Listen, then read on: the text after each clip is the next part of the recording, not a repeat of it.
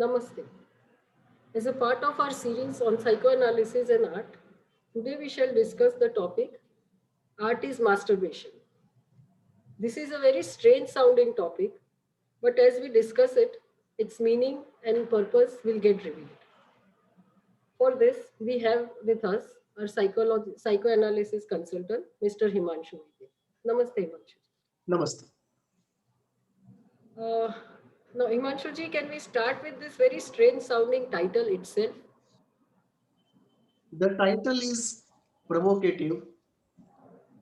Purpose is to get people interested in psychoanalysis. The title, in a literal sense, is also true if we consider quintessential orthodox conservative psychoanalysis as it has been. Psychoanalysis was developed by Freud, and Freud developed psychoanalysis by starting with analysis of hysteria. The root cause of hysteria, more often than not, he found, was because of repressed, unconscious sexual desires. And this early preoccupation or early encounter with sexuality has remained with psychoanalysis even today. And psychoanalysis is fixated with sexuality and pathologizing everything. That is a sort of perversion in psychoanalysis. And this is pointed out by critics also, rightly so. That is not to say all that psychoanalysis says is wrong or contaminated with these two things, but there is definitely some truth to it that there is a disproportionate fixation with sexualizing everything and pathologizing everything. Art, according to uh, psychoanalysis, also becomes a masturbatory activity. And when we say art is masturbation, we have to go into the meaning of the word masturbation in the psychoanalytic sense. In psychoanalysis, the word masturbation means far more than what it means in colloquial language. In colloquial language, it is a voluntary activity done in isolation by somebody. It is a voluntary and isolated sexual activity done by a person in the single person condition. So this is by and large a normal colloquial understanding of the word masturbation. In psychoanalysis, the word has a wider meaning. In psychoanalysis, when we don't have the courage to do something or the capability to do something, and yet we want to do it in some measure, and then we do a substitute of the real thing, or we enjoy the real thing by identifying with somebody, that process is called masturbation. So it is not only a sexual thing. For example, if I want to be a warrior, but I don't have the courage to be a warrior, I don't want to take the risk of the battlefield, and I satisfy my desire to fight a war by playing computer games. Or I want to take on the high and mighty. I want to go and slap the police commissioner. But my real life condition is such that I dare not talk loudly even to a constable. And yet I want to satisfy this desire. So I go and watch a movie where the hero, who comes from a very ordinary background, goes and slaps the commissioner. And I satisfy my desire by identification. So, in the example of the computer games, I was satisfying my desire by a substitute activity. In the example of the film, I was satisfying my desire by identification.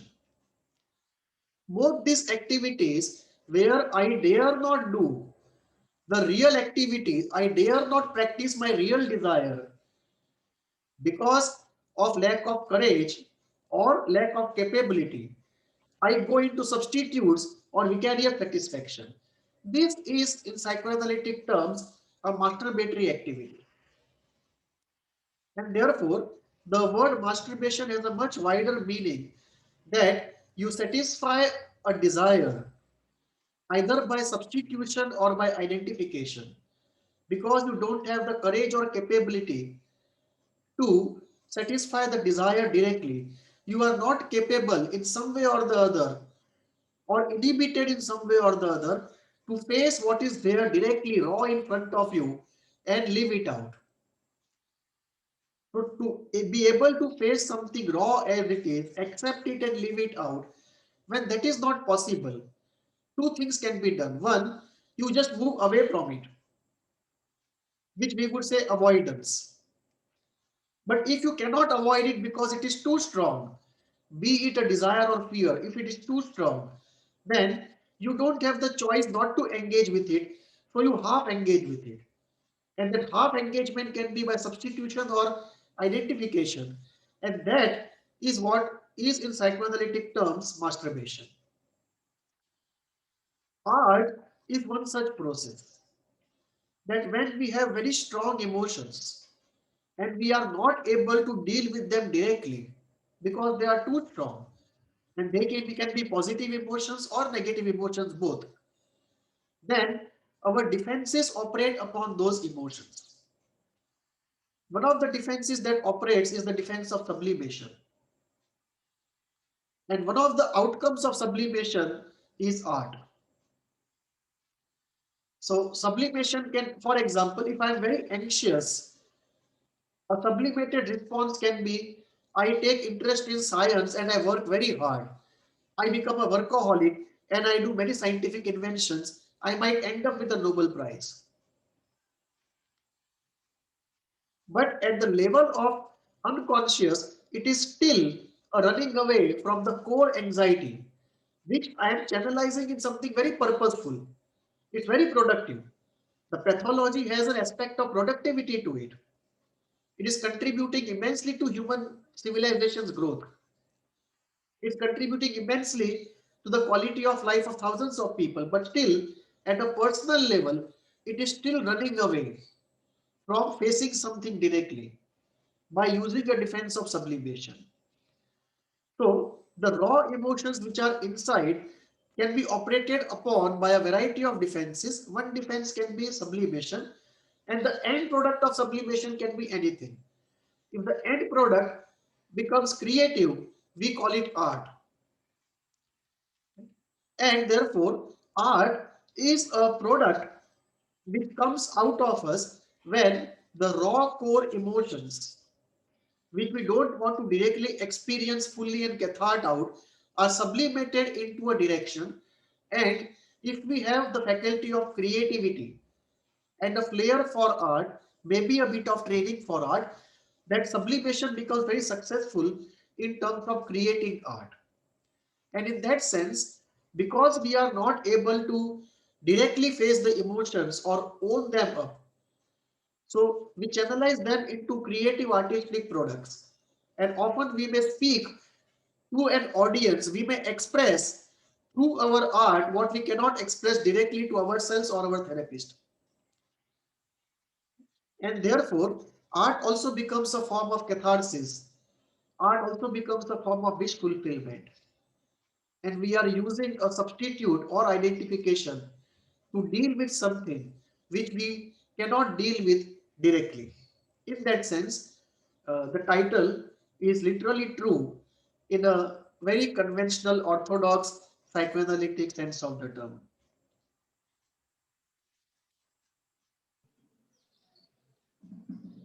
Then in that sense, I mean, we always consider art a very sacred kind of an activity or a very exalted activity. And this makes it sound slightly different from it. So can you explain to us?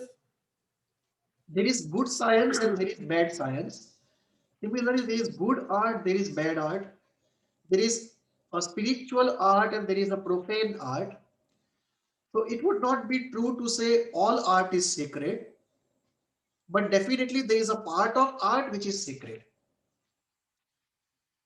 Art which is at the service of spirituality or art which is at very high levels of excellence is nothing less than sacred, even if it's not dealing with anything spiritual. So art at its highest points of excellence and art at the service of spirituality and personal growth are definitely those areas where we can say art is sacred. This brings us to some psychoanalytic issues because in psychoanalysis, one of the orthodoxies has been to see that everything that is good or sublime or sacred is essentially a sublimation of something which is very basal and profane. And this comes from Freud's view of human nature, essentially, which is rooted in materialism and rooted in biological evolution. Thereby, the sacred would be a defensive activity. The sacred would be a result of a defensive activity of something which is very mundane, very basal, very animalistic. And some defense operates upon it and converts something higher. So the higher is always a product of a defense operating on something lower. Freud cannot visualize that we can be born simultaneously with the abnormal, the normal, and the supernormal. The supernormal for Freud essentially is a result of a defense working on something which is abnormal. Now, this is a very different opinion when we come to the Indian model of the mind, or when we come to more positive schools in psychoanalysis and psychology. So when we look at positive psychology, when we look at Jung, when we look at Code, we see a far more positive appreciation of human nature. In that context, uh, from that point of view, we can be born with something sacred. It does not have to be necessarily a result of a defensive action working on something profane. That is one. So I personally feel that we need slightly more flexibility and positivity in psychoanalysis to accept the concept of the sacred.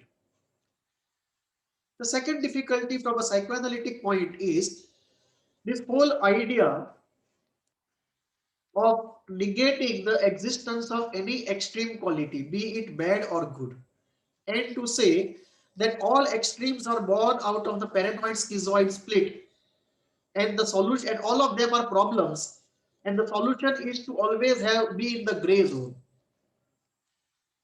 Now, this has to do with half understanding of the paranoid schizoid split itself. There is a split in the understanding of the split. The orthodox, the conventional understanding is there is nothing good in the split and nothing bad in the depressive position, which is not true. In the split, there are good and not good things. In the depressive position, there are good and not good things. To say all good is in the depressive position and all difficulties are in the paranoid schizoid position itself is a thinking informed by split. There is a split in the comprehension of split. So this is the second point that we have to be cautious about, that when we say art is sacred, we should not condemn that this is a position which is out of a split being open. And if we go to a depressive position, the thing will remain sacred either in art or anywhere else. This is with regard to the psychoanalytic controversies which will emerge around this idea. Historically speaking, the Greeks had uh, a very high appreciation and respect for art. So the confluence of art and sacredness in the Greek civilization was very much a part of the civilization. And the best of the philosophers had great respect for art, both for positive experiences and catharsis. When we look at the Christian era and onwards of the Western civilization, there is a different treatment given to different forms of art. Certain forms of art were deemed to be sacred enough to be allowed to associate with religion, and certain arts were kept aside. So there was no one uniform assessment of art per se. It was very nuanced based upon what is the art we are talking about. So music and sculpture easily got into the zone of the sacred. But if you look at dance, or if you look at pottery, or if you look at metallic arts or some of the crafts, they were completely kept away as non-sacred. If you come to India, the situation is very much the opposite. We always had art as sacred, and most of the classical Indian arts are spiritual arts in a sense. The objective is spiritual development.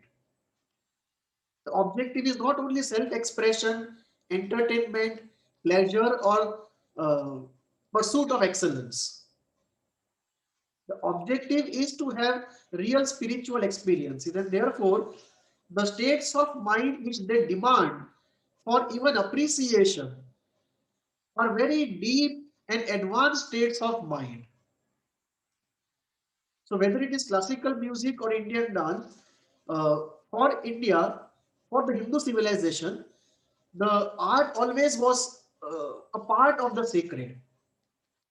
And just as anything could be used for the spiritual purpose, art was also used deeply for spiritual purpose. And all the Indian arts, most of them, have their roots in one of the Vedas. And if we look at the second important document in the Indian history, the Hindu history, we find that to be in the Natya Shastra. And in Natya Shastra also, the art is rooted, the whole art and aesthetics is rooted essentially in spirituality. So in the Hindu civilization, the art always was deemed to be sacred and also as a very potent tool for spiritual progress.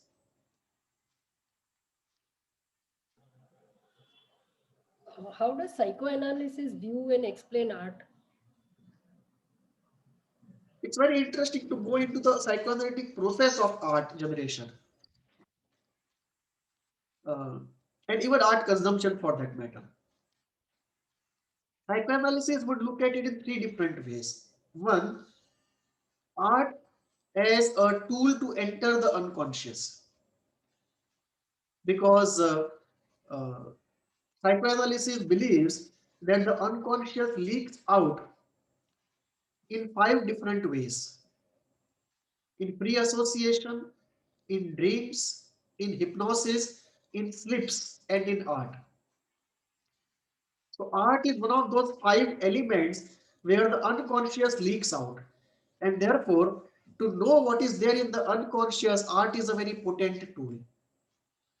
If you take 10 novels written by an author and read them, you can very much get an idea about the mind of the author.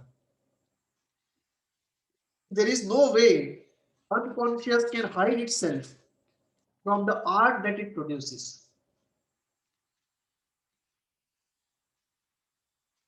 The subjectivity always is there and spread completely out there.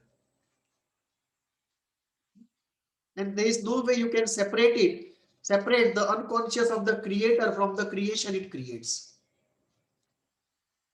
So one way to look at art is to look at art as a tool to enter the unconscious, just as pre-association and dream analysis are different tools. That is one way psychoanalysis looks at art, a tool to enter the unconscious.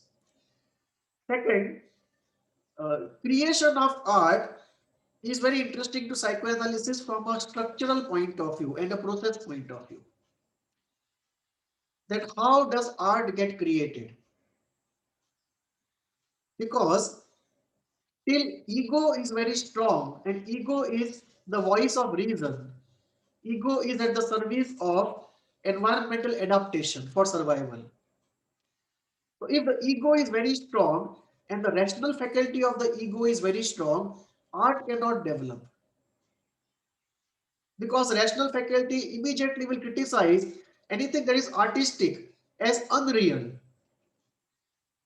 and fantasy oriented. So the condemnation will immediately come, that dismissal and condemnation. So the ego has to recede for art to happen. And this is very interesting. What do we mean by ego receding? Because it cannot mean disintegration. If the ego disintegrates and the whole of unconscious comes out, that will be psychosis, not art. Because a psychotic essentially is the person where the unconscious is exploding out of control of the ego. At the same time, if the ego is very strong, again the art cannot happen because ego will essentially bring in too much of reason. So there has to be a state where ego is not disintegrated, but it steps back. It is almost as though it temporarily deactivates itself. And Winnicott gives a very good example of this. He says there are three states: the normal state, a state of unorganizing, and a state of disorganizing. So there is a normal state in which you and I are. Then there is a state of disorganizing, where because of the ego disintegration, the whole state which was once organized becomes disorganized. And that's a state of psychosis. It's a state of crisis. It is a state of ego disintegration. And that's a very pathological state. It is not a productive state. But there is a third state. He says the state of unorganizing. That the organization of our personality, where ego was in the front and the reason was in the front, which is what happens most of the day. We change from that state to a state where the ego steps back. It does not disintegrate completely, but it weakens almost. It goes into a vacation and allows autonomy and freedom to the unconscious to work out the creative process, unfettered by the weight of reason and realism. Because unless you remove the weight of reason and realism, this creativity cannot happen. So fantasy needs that power. So one, the ego has to allow that fantasy process to happen and give it a direction. So the ego recedes, sort of deactivates itself partially and gives direction to that creative process. And that direction will be depending on my purpose. If I'm working in advertising agency, my ego will give the purpose to create a new advertisement, a new tagline. If I am working in a film industry, that will be to create a new song or a new script. So in the unconscious, the basic creative process will be going on, but the direction, the purpose for which it is to happen, that purpose comes from the ego. The ego gives purpose. Ego does not disintegrate fully, but it recedes. Right? And in that state of partially voluntarily deactivated ego, the creativity happens. And therefore, this state of mind where creativity happens is a very important state for psychoanalysis in process terms. Another important element that is important for psychoanalysis is this, that this idea of uh, uh, creating something, this idea of creating something, is it only coming from the ego or is it coming from something which is even below the ego? And we know that in many cases, the creative process starts, the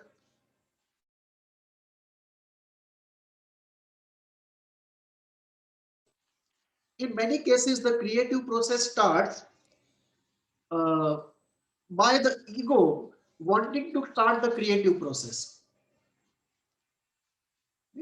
Like a creative person is given an assignment You finish this work by so and so date. So the ego gives the command, but at times it is not the ego. The creativity happens spontaneously. The art happens spontaneously. And there, the better part of the unconscious, the good part of the id, the creative part of the id, the artistic part of the id, this basic desire to do something artistic and aesthetic, which is deeply rooted in id, even below the ego, that actually starts the activity, and the ego has only to give the consent, or at times it is forced to give a consent. So this is how, in process terms, this art in the unconscious is so interesting for psychoanalysis. And uh,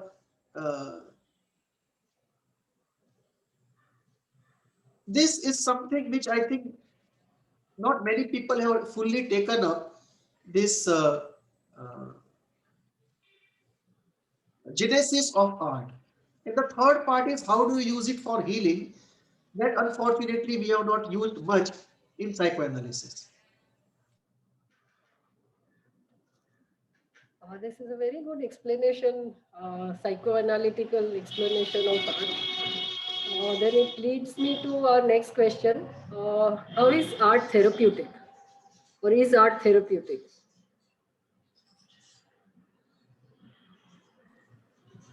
Art is definitely therapeutic. Both creation of art and consumption of art, both are therapeutic. Uh, Therapeutic in two broad ways. One, to enhance our positive experiences, which may have to do with our unfulfilled desires or experiences which are not possible in the real world. And second is as catharsis. The Greek civilization used it very well. For the Greek philosophers, one of the important purposes of art was the reliving of tragedy. And for them, essentially, it was drama. That when you go to see a drama or you go to hear a music concert, and really the emotions start flowing out of you because of the influence of what you see or because of your identification with what is on the stage, you are cleansed of all the negative emotions inside of you. And therefore, it's a very cleansing, a very cathartic experience, the reliving of tragedy. So for them, what we call in India Karud Ras, that Karud Ras was one of the important rasas of art. The capacity of art to take you into reliving of tragedy, feeling those feelings which are repressed fully, catharting them out and being free from them. And this was a purifying, uplifting and exhilarating experience. In positive psychology, the use of art is to strengthen the positive part of us, not only to clear the negative part of us. How do you strengthen the positive part of yourself? And that may be very necessary before we go into the cleaning of the negative. So there are three approaches to healing.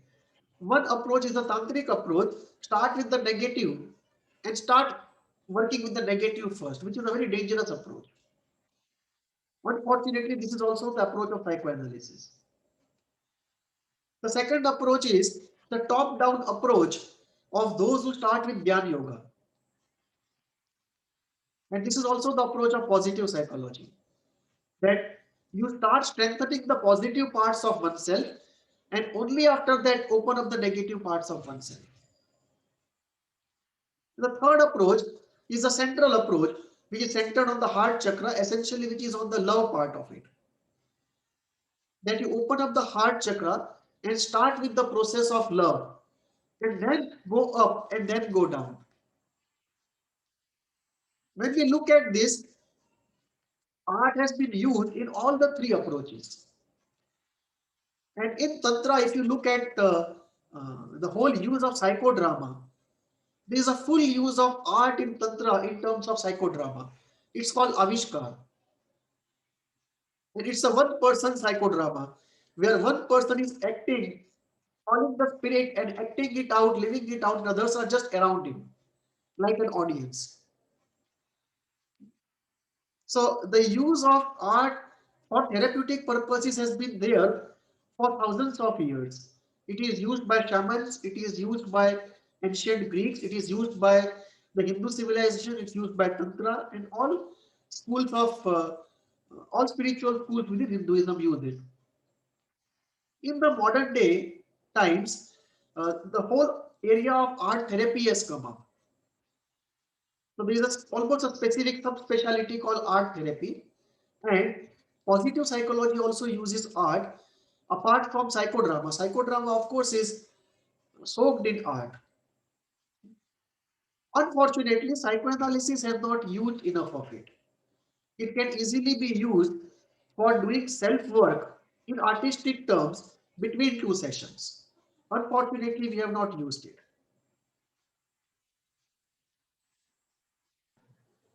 As you just said, art is still not used in psychoanalysis, but do you see a possibility for it being used as a tool for healing in psychoanalysis? I wish it is so, but I don't have hope that it will be done by those who are classically invested in psychoanalysis, because that's the strength of the convention is too hard there, and there is too much of fear of the peer community and the supervisors.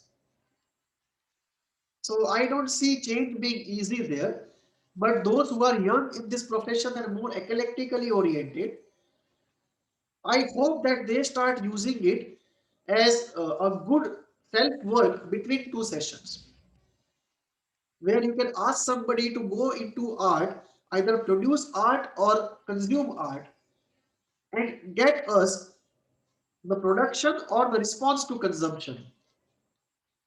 And that can be taken up in a session.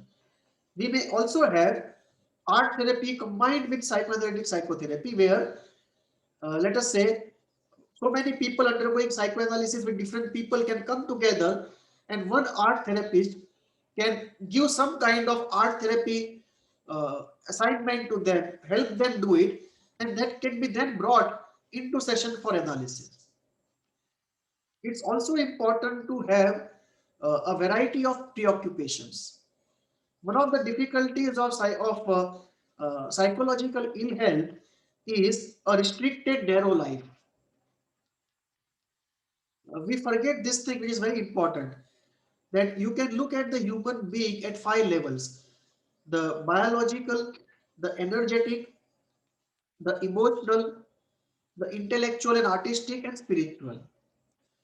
So unless there is some progress at all the 5 levels, the personality remains restricted and narrow. And this is not good for psychological health. The more all-round development happens in the personality, better are the chances of getting well. And this is very important, that overall growth of the person has a very strong bearing on the healing process the person is undergoing, regardless of what the healing process is about. Unfortunately, we have not used this connection of overall development of personality with a specific healing process which is going on. So we have not used art either in session or between sessions or for overall personality development, because there you meet different people and an indirect sort of catharsis and self-expression happens there. I remember one very interesting example. One person got healed by watching a movie, which is a one-off case. I'm not saying you should close psychotherapy and start a movie club. I'm not saying that. But what I'm trying to say is that uh, what was very difficult for him to express even in sessions, while he was seeing a movie which was reflecting something near to his life, he went into a weeping spell for almost 20-25 minutes, and his wife was with him. And she told him she has never seen him weep so much. And despite so many sessions with so many different people, he was not able to weep. And This, I think, was a very dramatic example. I would say it's a one-off example. It's an exception, not a rule. But still, it is a real example of a very dramatic way in which somebody got killed. Of course, these kind of dramatic things are not going to happen on a majority of population. But what I'm saying is, as an accelerator, as a personality development additive, as a helper in our classical therapy, we should be using art more than we are using at present. You just mentioned that art was used by Greek civilization for therapeutic and curing purposes. Can you elaborate a bit more on that? I mean, how it was used in ancient cultures?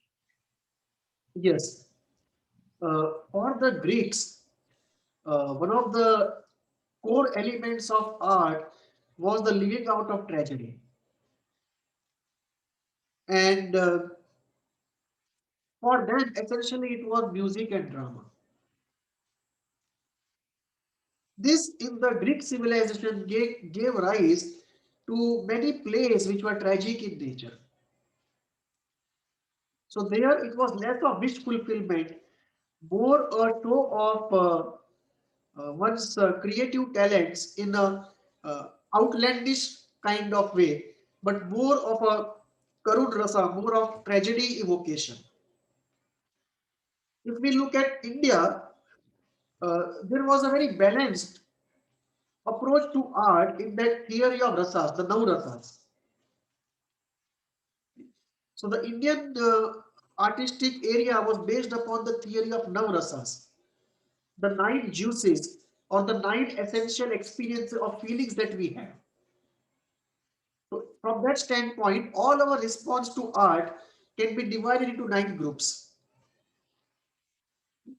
The group of beauty, the group of war and courage, the group of melancholy, the group of wonder, and so on. And just as you look at balanced diet, in art also there was a form of balanced diet in the form of balancing the rasas.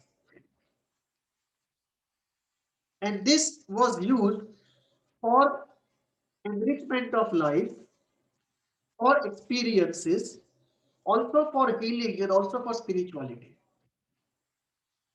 So all the four purposes were there in the Hindu civilization. When we look at uh, other civilizations like Egypt or the earlier Middle East, very early Middle East, I am talking about the pre-Islamic Middle East. There we see art being used very much in the form of poetry, dance, and a bit of music, less of drama. But they also used it, and shamans, no doubt about it, use a lot of art in creating costumes, in creating plays, in creating almost a psychodrama for the purpose of healing or experiences or just as part of festivities. So for all ancient civilizations, art was very much a part of their culture, of their festivals, of their healing, of their spirituality, of their need for wish fulfillment, of their need to address their anxieties, and of their need to live out the tragedy. So we see that very voraciously. From a healing standpoint, uh, many of the recent techniques which we see are based upon those ancient practices taken either from India or at times from the Middle East. Those are the very resourceful sources for many of the techniques which we use today in the broad area of psychotherapy or human potential movement or positive psychology. And if you see uh, Carl Jung, he made a very voracious use of art, dream, for his way of analyzing and healing people.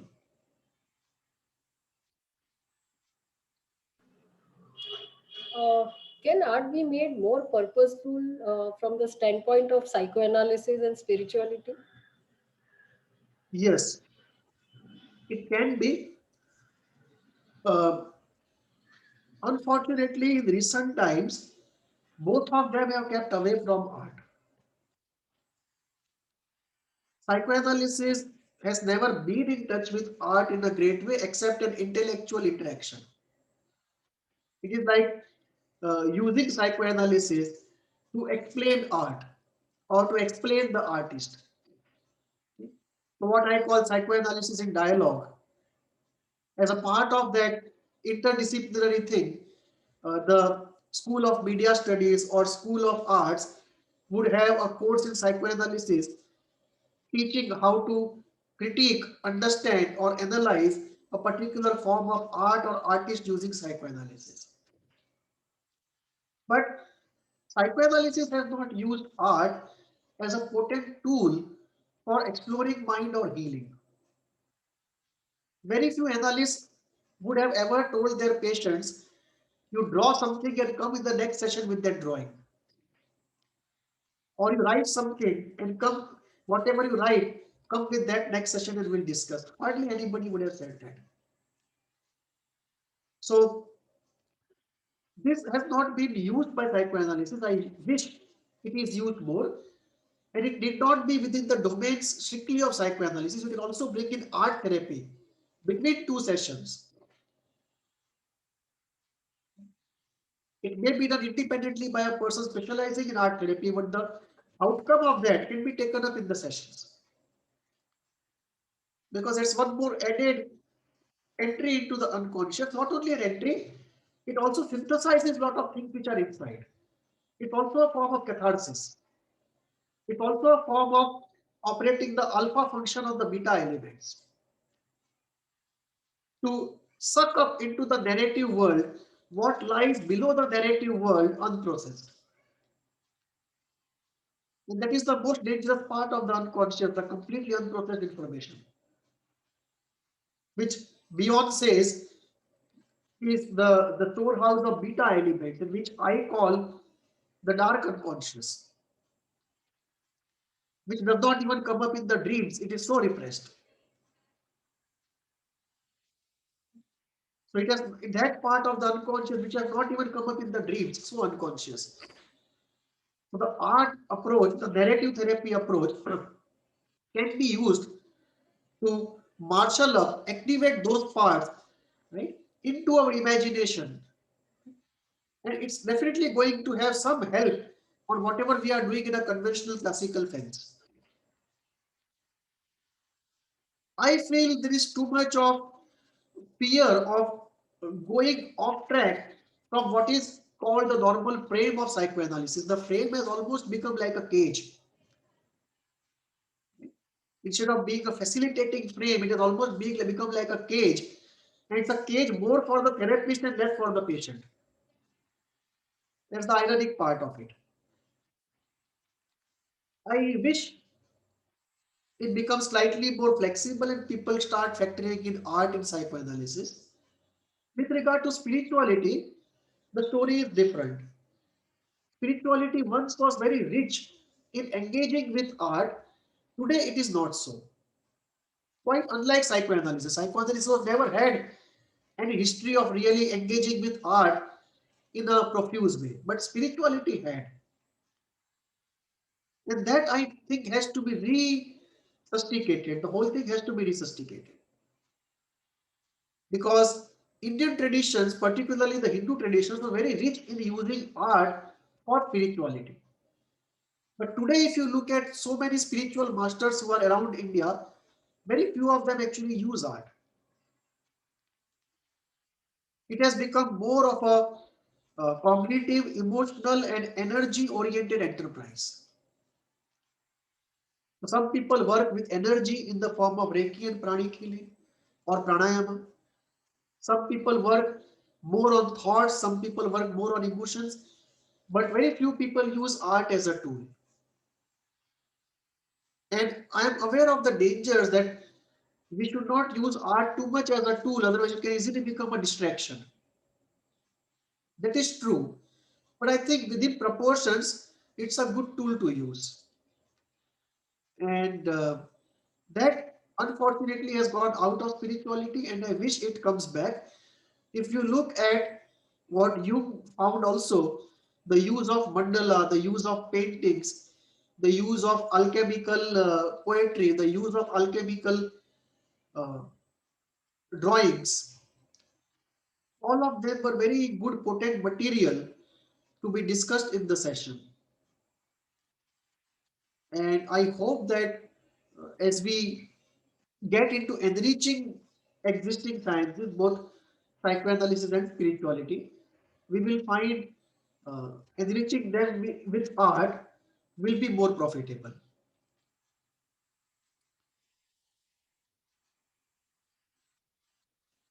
Uh, you are muted. We come to our last question. In our present times, what is the historical function of art? Art always had many functions, some traditional and some specific to the historical time. The traditional functions were always there. It was a medium to express oneself. It was a medium for catharsis. It was a medium for wish fulfillment. It was a medium for uh, moving into excellence in one's area if one was an artist, a full realizing of one's potential, a pursuit of excellence. These were traditional functions, almost generic to all times. And then we had certain specific functions, like in certain times, say if you go to the times of communist revolution or the Second World War, art at that time acquired an ideological function. That art and artists were used or they participated. At times they participated, at times they were used, both of that was true, for ideological purposes. And this was a very unique function of art specific to that historical time.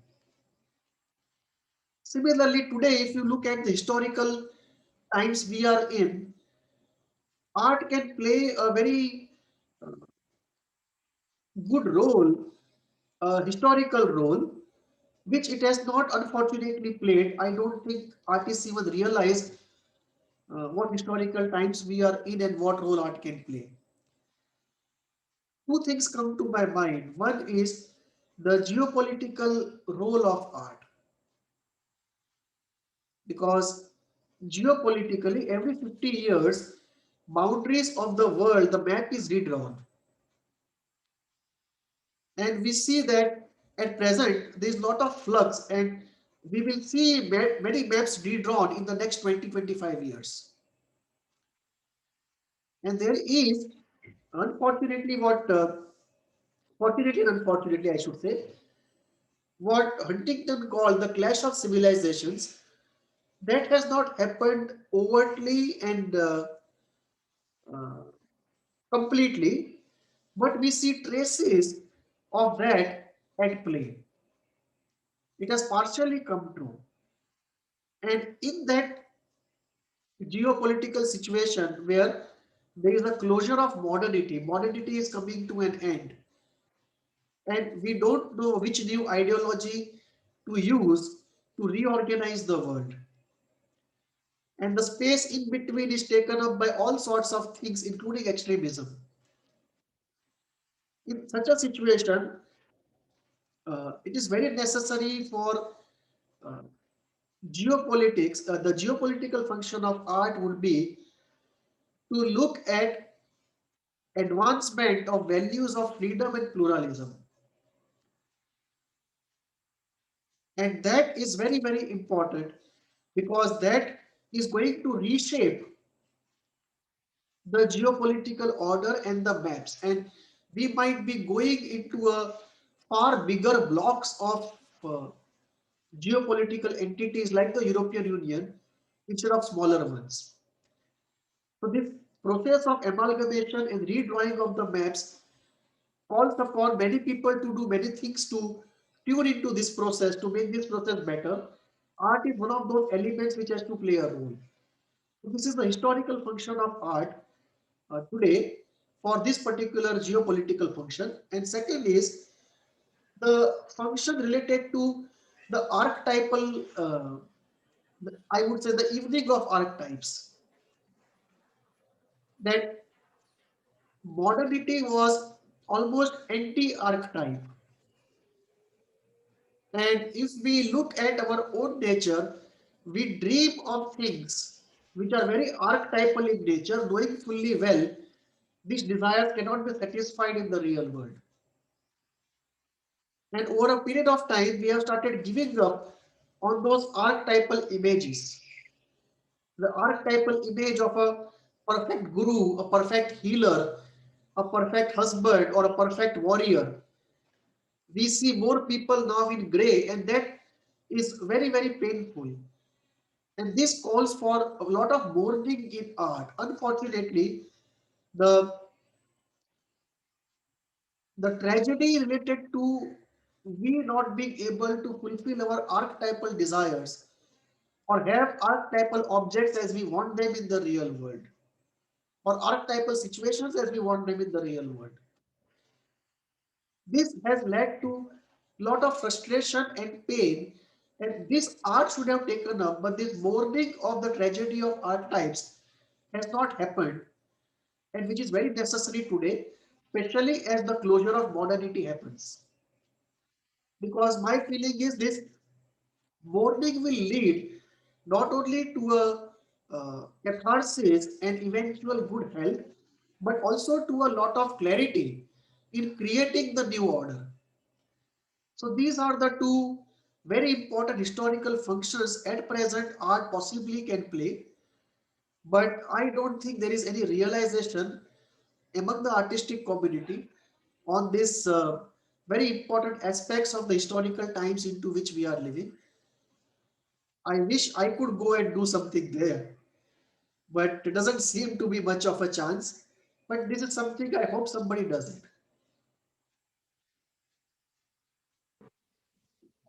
We've had a very interesting discussion, Himanshu. I mean, we started with saying that art is masturbation from the psychoanalytic point of view mainly. And as we progressed, I think it gives a very different picture of art as something very sacred, very desirable. So I get a very dual feeling about art. Right.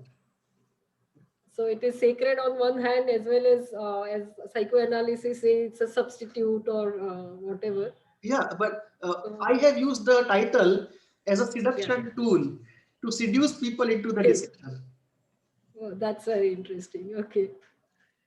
So yes, I think yeah, we have Mr. Vaidya has given thrown a very new light on this very strange and lesser talked about subject. So we end our discussion here. And for any questions or queries, do write to us at hvindia@gmail.com. Namaste. Namaste.